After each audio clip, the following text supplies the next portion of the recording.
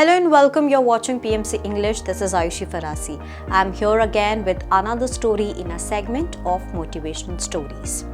Well, most of us over here has a complaining mind, isn't it? So this story is in that regard. Well, here goes the story.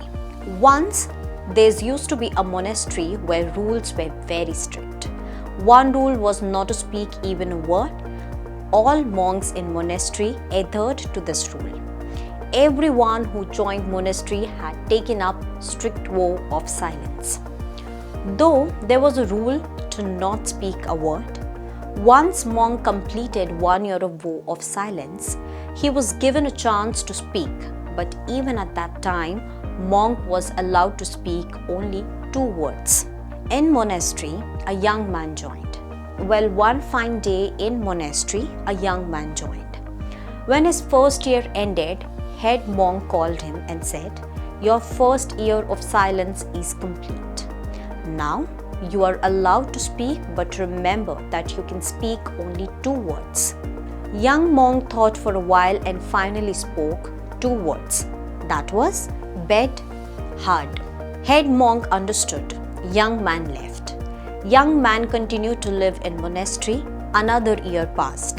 Again, after completion of the next years, head monk again called the young monk and said, "So what do you have to say this time?"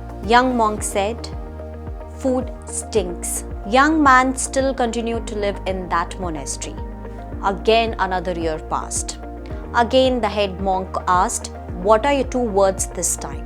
"I quit," exclaimed the young monk. Head monk thought and said, "Well, I can see why." Head monk of the monastery said, "Good.